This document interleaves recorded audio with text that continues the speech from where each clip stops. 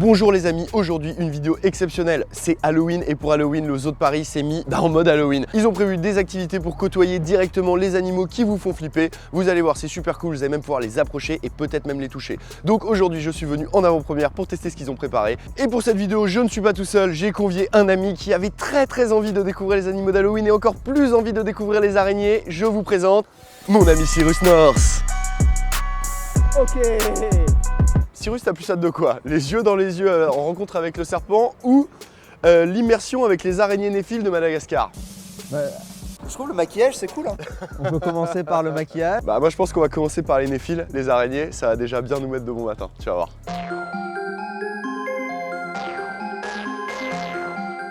Ça c'est une vraie citrouille. En fait ils ont sélectionné des espèces qui sont un peu atteintes de gigantisme. Ouais. Et ça a fait ça, voilà. Regarde ce mec Cyrus, il est ruiné. Tu sais pourquoi? Non. Parce qu'il est sur la paille mec. Allez. Allez là. Non mais le mec fait tellement le malin alors que dans moins de 3 minutes c'est PLS total pour Cyrus.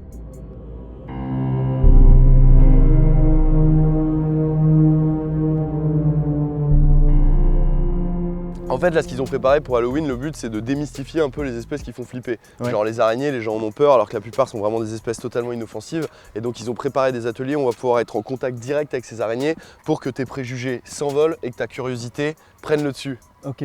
Putain.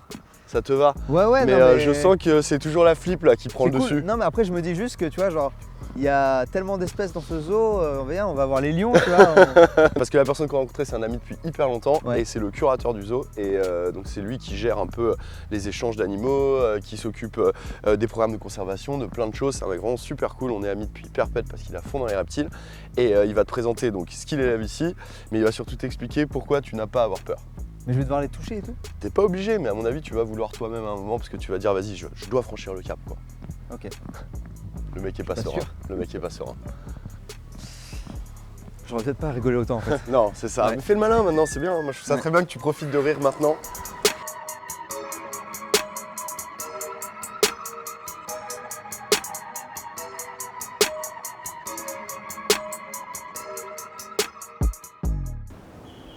On y est mec, on y est. Je sais, je suis venu en repérage, je sais que c'est là, je suis venu en repérage. Moi je pense que viens mec, il y a des lamentins là-bas. Attends, viens là. Allez, on va voir les lamentins. Reste sur les spiders, regarde, c'est ça qu'on va découvrir. Mec, c'est...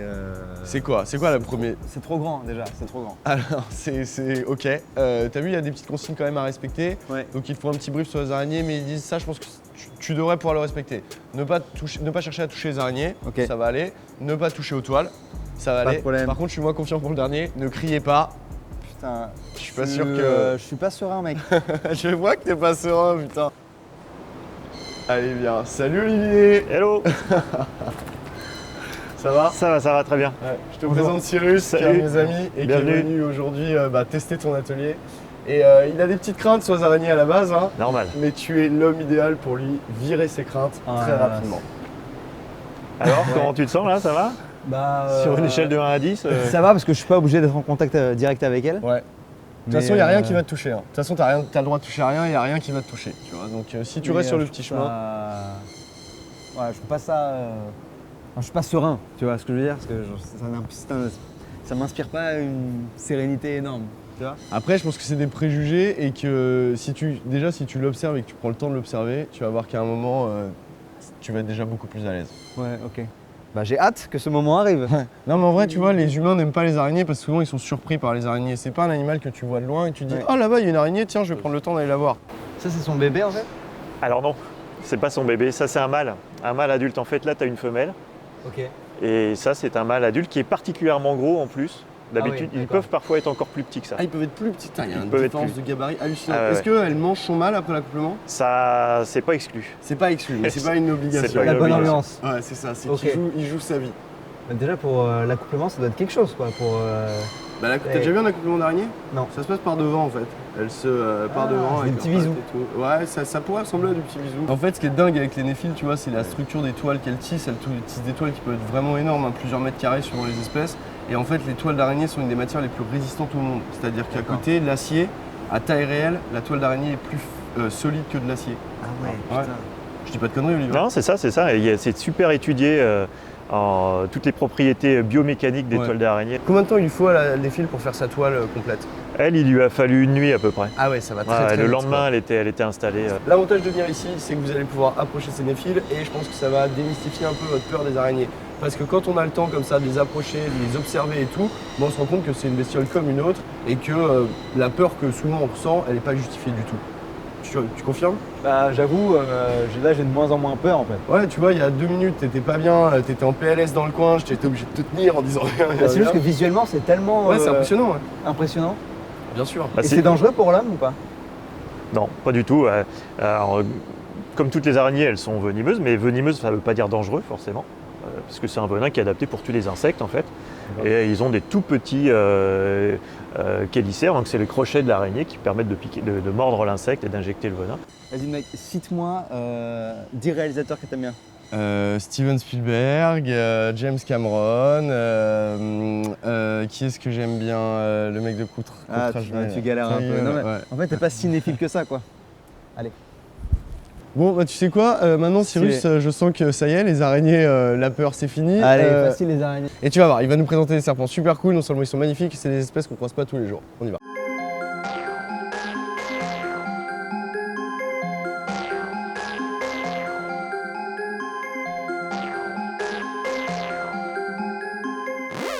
Il mange de la salade là. Alors comme tu peux le voir, le lamantin est vegan. En effet, le lamantin il mange que des algues, des plantes aquatiques ou en captivité on leur donne beaucoup de choses, des salades mais aussi beaucoup de légumes. C'est un animal qui est hyper pacifique, qui vit en Floride entre autres et en fait qui est victime des bateaux parce que beaucoup de bateaux les découpent avec les hélices. Donc il y a beaucoup d'accidents de lamantin avec les bateaux et aussi des pollutions qui arrivent en Floride. Là cette année les lamantins ont pris très cher.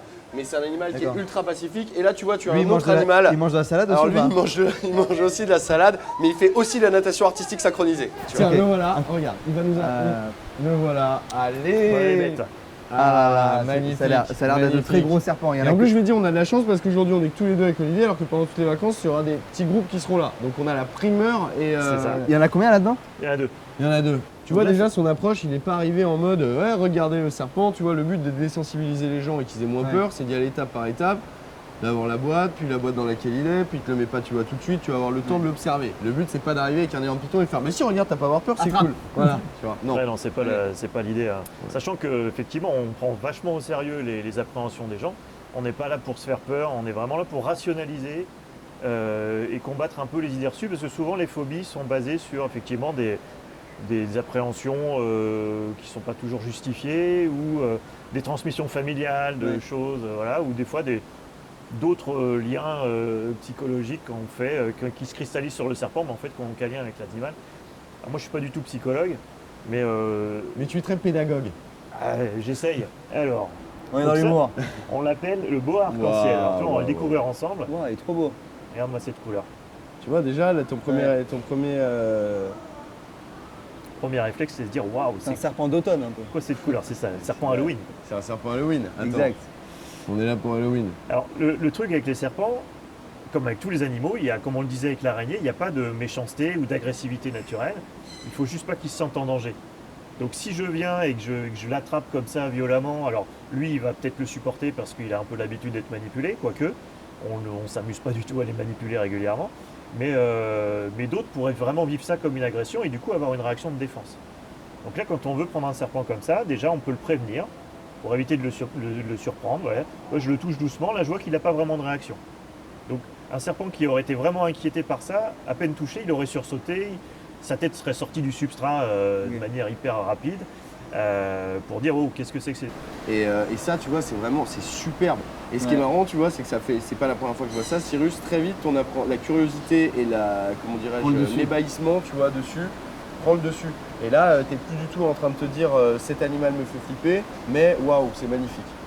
Et ça c'est vraiment une approche intéressante je trouve quand tu veux te désensibiliser, parce que ta crainte tu l'as mise de côté, elle a été surpassé par le reste. Et ça, c'est vraiment superbe comme espèce, superbe. Ça reste de petite taille, ça, Olive? Ouais, ça, adulte, ça fait 1,50 m dans ces eaux-là. Celui-là, il a quel âge? Dans ces eaux-là? Ça paraît pas mal. Je fais même plus attention. Quel âge il a celui-là? Il a de mémoire, je crois qu'il a 2 ans. Oh là là, alors ça c'est pour moi, je trouve ça magnifique. Déjà visuellement, t'en penses quoi? Bah, c'est un serpent développé par l'armée. Pas mal. Ça c'est un Sanzinia, ça vient de Madagascar, c'est un boa. Ouais. Et en fait c'est un serpent qui est très rare dans la nature. Sanzinia. Sanzinia. Il a aucun igna du tout. Aucun, il est Sanzinia tout court. Sanzinia madagascariensis. Il a la particularité d'être en EEP, tu sais ce que ça veut dire ou pas? Ouais, c'est après le bac. Après le bac, c'est les études de sport. Voilà, donc c'est ça, ça n'a strictement rien à voir. En fait, les animaux en EEP sont des animaux qui ont un programme de conservation établi et en fait, c'est des animaux qui sont protégés et que les zoos vont s'échanger entre eux pour développer l'espèce au maximum et faire en naître un maximum avec des gens qui gèrent le cheptel. Donc ça se trouve un jour Olivier, qui est le papa de ce serpent, il est né ici, on va l'appeler, on va lui dire ouais t'es gentil, ton mâle Sanzinia numéro tant, et ben il doit partir dans un zoo à Rotterdam parce qu'il y a une femelle qui l'attend. Donc quand tu as des animaux en EEP, les animaux n'ont pas de valeur, c'est-à-dire que pour éviter que les os les vendent entre eux, et ben on dit qu'il n'y a pas de valeur. Donc Olivier pourrait très bien échanger ce Sanzinia contre un rhinocéros, dans les faits. Voilà. C'est ça. Donc ça, c'est un animal qui perçoit son environnement par la vue, par l'odorat via sa langue. En fait, la langue du serpent, c'est un organe olfactif. C'est pour ça qu'il sort sa langue régulièrement. C'est pour essayer de comprendre un peu ce qu'il y a autour de lui. Et lui, il a des organes comme beaucoup de boas ou de pitons. Je ne sais pas si tu vois des petits trous au niveau de sa lèvre inférieure. Il fait comme des petites cavités. Ça, c'est un organe thermosensible qui permet de percevoir la chaleur. Bon, Cyrus, comme on a du bol et qu'on est tous les deux avec Olivier et qu'Olivier est mon ami. Et ben on va pouvoir aller voir les lamantins. Non, tu vas pouvoir, si tu veux, le manipuler un petit peu. Est-ce que tu as envie? Ouais, vas-y. Alors, il va t'expliquer. Tu vas reprendre cette main-là et venir la remettre devant. Donc là, très doucement par-dessous, tu vois. Par-dessous, tu le reprends et tu lui proposes un nouveau support. Voilà. Et en fait, c'est tes mains qui vont guider ses déplacements, mais qui vont surtout pas le contraindre. Si la tête s'approche de toi, c'est pas grave. Hein, parce que, par contre, si toi tu t'approches de sa tête, il peut voir ça comme une agression. Voilà, exactement. Donc c'est pas parce qu'il a la tête sur ton bras que d'un seul coup il va te mordre sans raison. Il va pas mordre son support en fait. Pour toi, pour lui, tu es juste un support. Il faut juste pas que tu sois perçu comme un agresseur. Et la constriction, le fait de s'enrouler comme ça, c'est pas un réflexe de défense. C'est-à-dire que l'animal qui a peur ou qui veut te faire qui veut se défendre contre toi, il va pas s'enrouler autour de toi. Souvent les gens se disent il s'enroule, il veut du mal. Non, la constriction c'est un réflexe alimentaire ou un réflexe de sécurisation. Là, il a sa tête collée à mon poignet là. C'est exactement comme quand toi tu te balades sur un pont. Là c'est normal là? Ouais, t'inquiète. J'ai l'impression que la mission est réussie, Olivier. C'est l'objectif de l'atelier, casser les idées reçues et puis démystifier un peu ces animaux qui méritent qu'on s'intéresse à eux. Et ben c'est trop cool. Donc si tu veux venir aux zoo pendant les vacances de la Toussaint, n'hésite pas et regarde sur le site internet le programme pour savoir à quelle heure il y a les différents ateliers. Mais tu pourras être mis en contact avec ces animaux autour du thème Halloween pour démystifier ces animaux qui font peur alors qu'en fait ça n'a pas lieu d'être. Non, ça n'a pas lieu d'être. Ça n'a plus lieu d'être.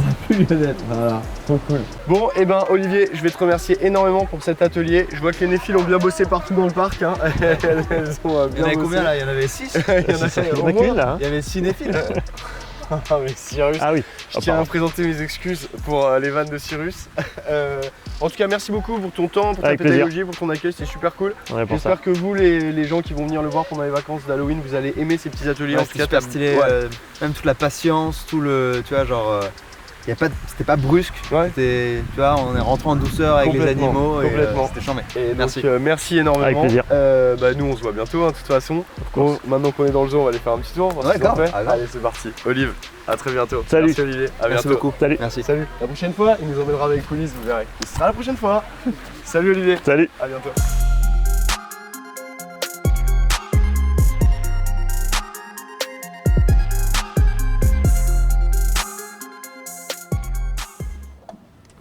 Et pour Halloween, en collab avec le Muséum d'Histoire Naturelle, ils ont même préparé un petit cabinet de curiosité. Il y a des trucs assez improbables.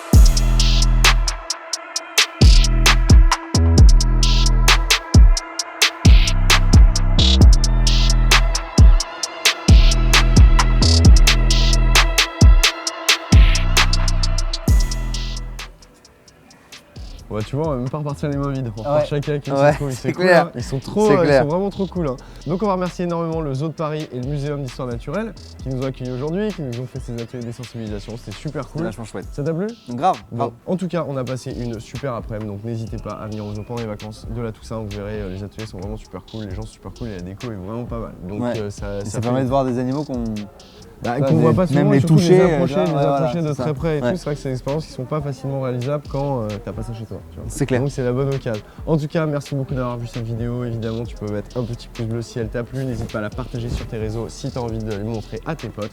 Et évidemment, tu t'abonnes à ma chaîne si c'est pas fait. Et tu peux aussi t'abonner à la chaîne de Cyrus. C'est gentil. Mais ça se trouve, Cyrus, tu le connais déjà. Ça se trouve, c'est grâce à lui que tu as eu ton bac, tu vois. Donc tu peux lui dire merci, tu vois. Décris ta chaîne en 2 phrases. Non, mais je dirais qu'il y a l'anti-sèche pour tout ce qui est révision de brevet bac et Cyrus North pour tout ce qui est philo. Voilà, donc en gros, si tu as envie de faire travailler ton cerveau, va voir sa chaîne Cyrus North. On se retrouve très vite les amis, merci à tous et à très bientôt. Je n'ai plus qu'à vous dire quoi. Au revoir. Salut les gars, ciao. Bisous.